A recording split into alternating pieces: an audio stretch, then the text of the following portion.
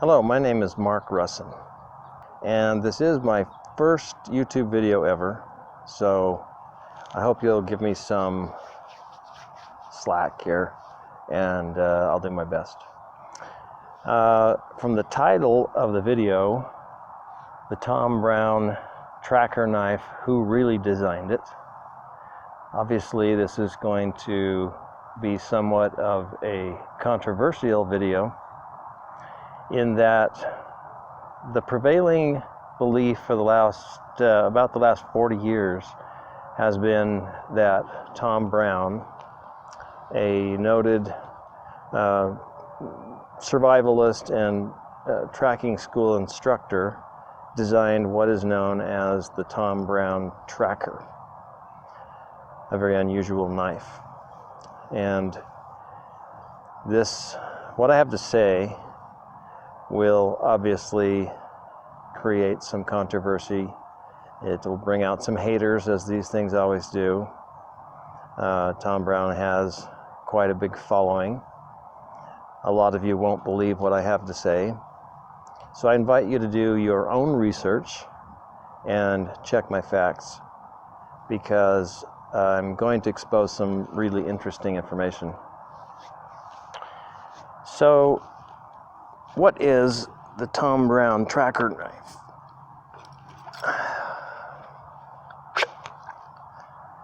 Now, you have to admit that is not your typical looking knife. But for those of you that know anything about knives, and especially if you are interested in survival, bushcraft, and these sorts of things, this shape will be familiar to you. And the fact that hundreds, if not thousands, of people have copied this design, this shape, is proof that there's something to it. It's not just another knife. Now, this video is not intended to be a comprehensive background of the history of this knife and how it came to be, because I have a website, www.utahknifeworks.com, where I go into the story in great detail, including a lot of pictures and evidence that I have that you should check out, because this will be just a brief overview of the knife and its history. So, who is Thom Browne? Well, Thom Browne, as I mentioned, is a noted survivalist, tracker.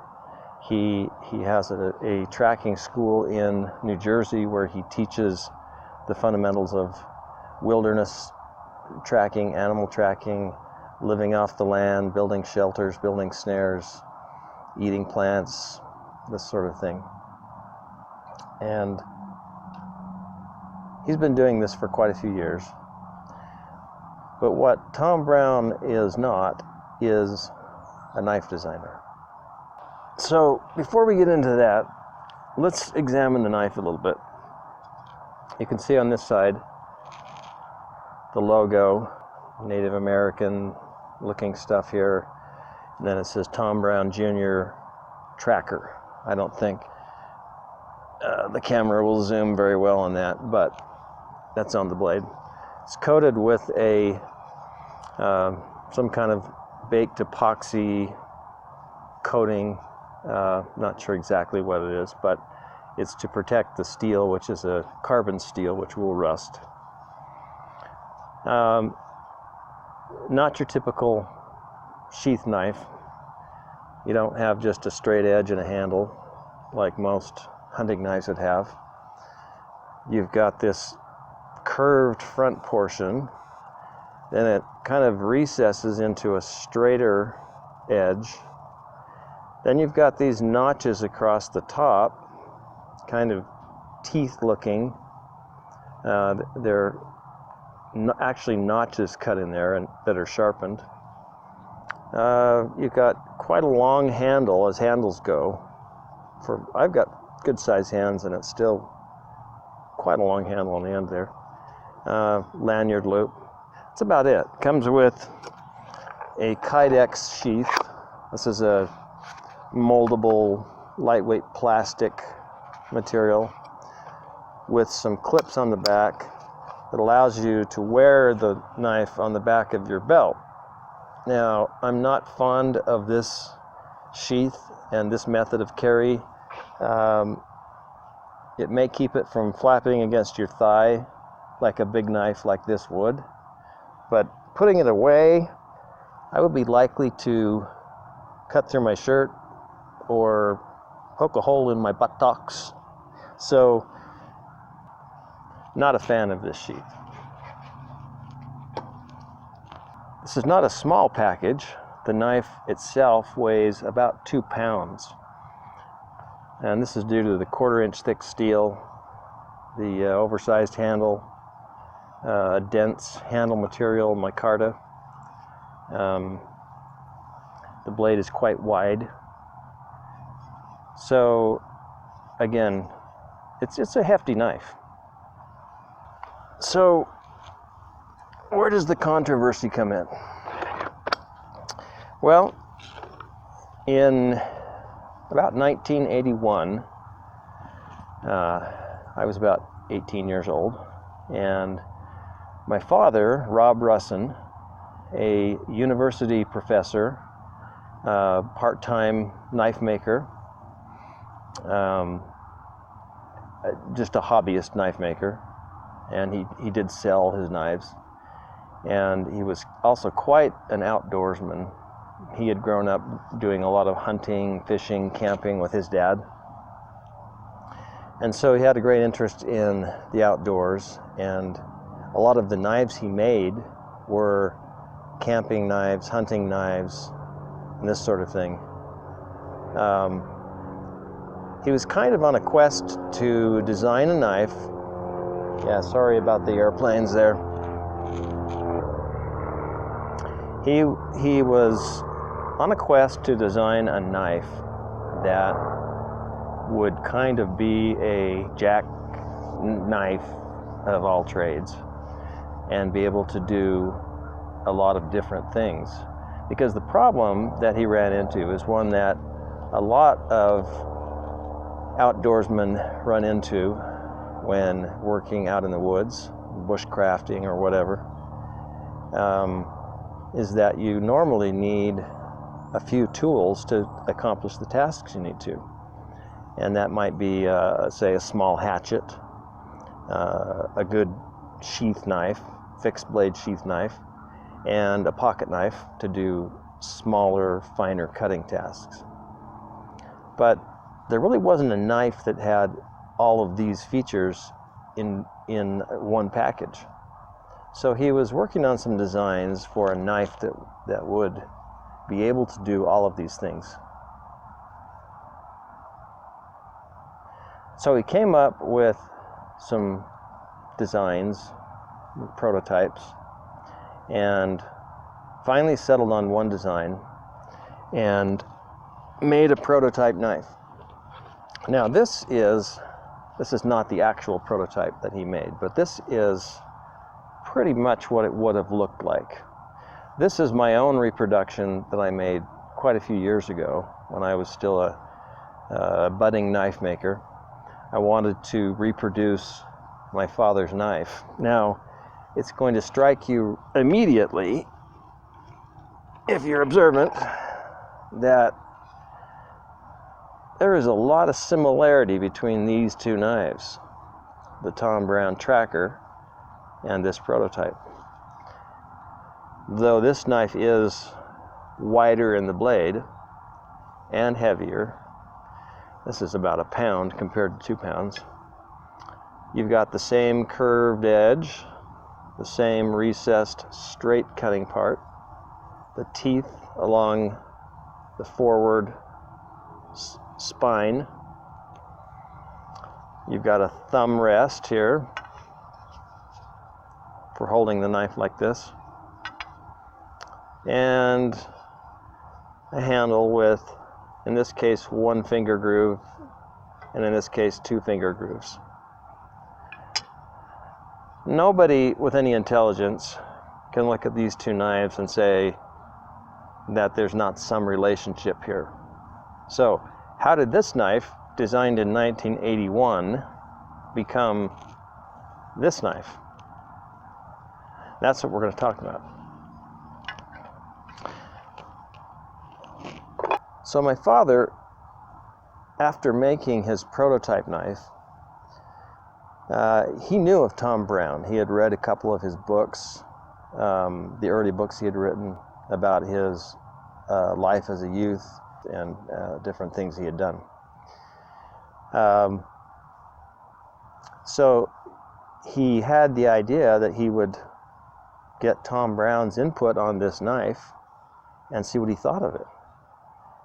See if he maybe had some ideas about its design, whether it would be workable as a good survival knife, and maybe recommend some changes or additions. So he sent the knife that he had made. He only made one, and he sent that off to Tom Brown as a gift, and told him that in a letter. That was his to keep. Tom Brown responded with a letter and thanked him and said very effusively that he loved the knife. It was great, it performed well, it did the tasks that he wanted it to do according to my father's design, and I'll talk about that in a second. He also said that the students that he had in the class he was running currently loved the knife. He passed it around, let them use it and try it, and he said that had he had a bunch of these on hand, that he could have sold quite a few of them to his class, to his students. So let's talk about the design for a second before we go further with that. The front curved portion of the knife, while putting your thumb here to get a good grip on it, is made for chopping. So you can see that it makes a fairly good little hatchet, albeit small, and can do a pretty good job of chopping. You're not going to cut any trees down with it, but when you're working with snares and building shelters, you do need a good chopping device, something that you would normally use a small hatchet for. The straight part of the blade is for making straight cuts like this that are easier than if you had to turn it and use the curved part of the knife. Now the teeth on the back, you might think that's a saw. You're not going to saw any branches off trees with this or cut any saplings down. This really is made, if you use it like this in an oscillating motion. Let's see if I can find a better piece of wood. If you use it like this, an oscillating motion, you can make a pretty good notch in the wood with it. Now this might be, if you were building a shelter or a snare, this might be something that this notch that you would put a rope around to anchor it down, or something like that. So that was basically what the teeth were designed for, is notching wood. That's pretty much it. So we've got our small hatchet, we've got a straight knife, we've got a notching tool. Quite a useful package, and Tom Brown agreed on that. Tom Brown began to correspond with my father and talk about a partnership where my father would make the knives, and using Tom Brown's school and his exposure to people who were interested in this sort of thing, be able to sell knives using his name and his notoriety. And they thought this would be a good partnership. So they talked about figures, about the cost of the materials and building the knife, the delivery time and so forth. Even if they had to ramp it up for higher quantities, doing some of the tasks in kind of a mass production way, having the blanks pre-cut and so forth. So they got into quite a bit of detail about that in corresponding with each other. But over the course of close to a year of this back and forth, now remember this was before email, so things took time, and they both had their jobs to do. So it took a little while. But the communications from Brown started to slow down. And finally, in 1982, he stopped writing to my father, stopped communicating. He wouldn't respond. He couldn't be reached by phone. And some time went by and nothing back from Brown. So my father figured that the tracker knife project, as he called it, the name tracker knife was first coined by my father. He figured that it wasn't going to happen, it was over, and kind of let it go. He didn't think that by himself he would be able to market this knife really well. Being unusual as it is, he had hoped that partnering with Tom Brown, who worked in the survival community, that would create an environment where they could sell the knife together. And my father just didn't feel like he could do that on his own. So that was the end of it. Or was it? So about 20 years went by. I had learned to make knives myself.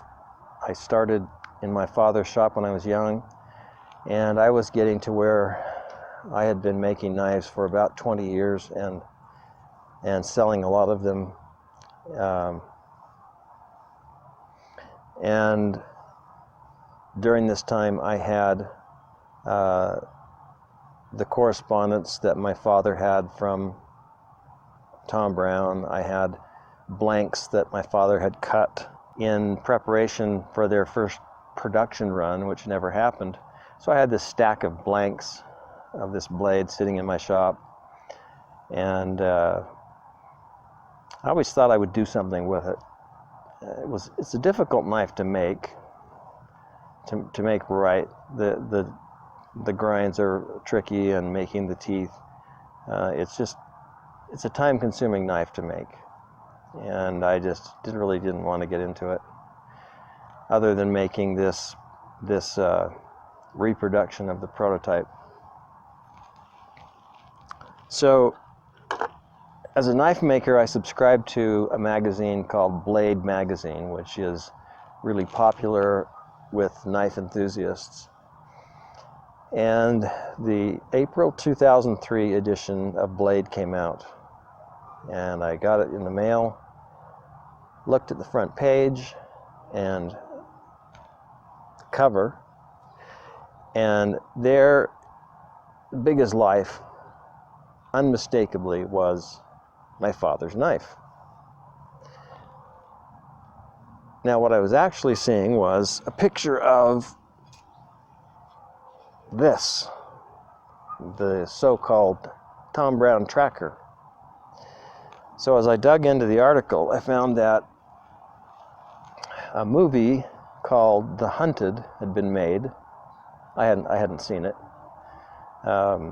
where Tom Brown had been called in as a consultant because there were some tracker aspects to one of the characters in the movie. And Brown brings this knife in that he claimed to have designed over years of refinement. And the producers of the knife, the producers of the movie thought, hey, this would be a great prop, and worked it into the plot of the movie. And much like the Rambo movies. The knife became an icon associated with the movie. And of course, after the movie came out, the popularity of this strange new knife, went crazy. Everybody wanted one, just like they wanted the Rambo knife back when Rambo First Blood came out.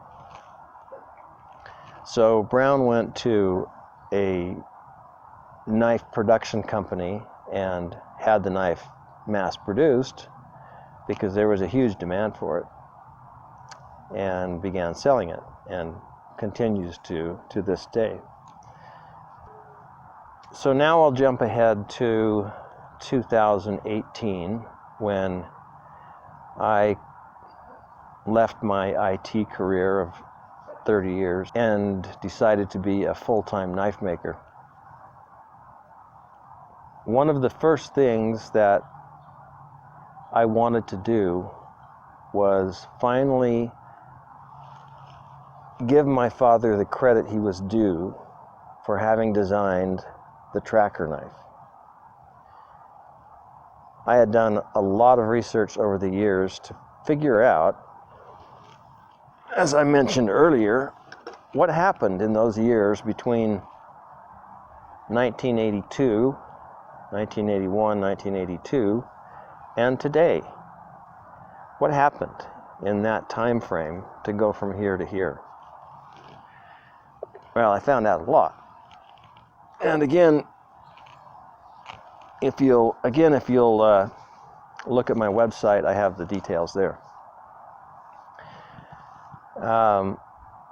So what I did is took my father's original design and tried to stay true to that pattern, though I wanted to add a couple of features and make some minor alterations so that this would be a collaboration between myself and my father. The result, which took me a year of prototyping and working with a manufacturer, the result of that process was this knife. Now, this is a standard vertical carry leather belt sheath, as you can see. So there's the knife. If you look up close, you can see it says UKW, Utah Knife Works, which is my company. Now, you can see some similarities here, of course, a lot of similarities, because it's made from the same pattern. The dimensions are almost identical. I really tried to stay true to the size and features of the original knife. Got the same curved cutting edge, the straight cutting edge, though I made those a little more defined. The teeth on the back, however, since I was having it machined, I had these triangular double offset teeth put in, which are really aggressive. This knife is quite a notch maker. You can see it just tears into the wood for making notches. But we've got something new here on the back that we don't have on the original, which is this hook. Now, a lot of you hunters are going to say, oh, it looks like a gut hook. Well, it is.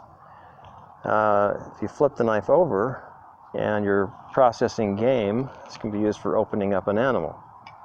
This probably about the sharpest part of the knife is the inside of this curve right here. But I had other designs for this hook, making it kind of a utility hook. It's great for, say, cutting rope. If you had a piece of leather or hide, you can turn this over and put that notch there and it makes nice straight cuts. If I had it down in something flat, it would work better. So it's a great cutting tool. Take a small stick here. I'll show you what you can do with this. If you're making tinder for a fire, this is great for shaving curls of wood off of a stick. Now this is a green stick, so these wouldn't be very useful, but you can see that it just peels those right off. If you are making arrows, this is great for sharpening sticks. So there's a lot of uses for this hook, and I thought it was worth putting in where I had a space on the back with some room. The other feature I added was this steel protrusion at the butt of the knife, which I call a hammer. You could use this for, I don't know, if you had tent stakes you were going to pound in, or you wanted to crush nuts or seeds on a hard surface. Anything where you needed to pound something and not ruin the pommel of your knife, that would be what the hammer would be for. The final thing was just a minor alteration. I found that when flipping the knife over to use the teeth on the back, or in this case, either the teeth or the hook, holding the knife like this, you had this finger groove in the way, and it just bit into my hand, and it makes it very uncomfortable to use the knife this way. So I went with a canoe-shaped handle that's smooth here, which makes it equally comfortable to hold in this or this position. Now, of course, on the Thom Browne tracker, you've got these two grooves here, which are going to bite into your hand. So those were the changes made to produce this knife, which I called the Survivor, or UKW Survivor, Utah Knife Works Survivor. And this was a tribute to my father. I'm not going to go into a comparison here about, which is better, this one or this one, and what can this do versus this. This is not what this is about. This video is about the history of this knife, the history of the Thom Browne tracker, and who really designed it. And that man was Rob Russin, my father. So I invite you to visit my website, check out the details about the Survivor, read the story of the relationship between my father and Thom Browne, and decide for yourself.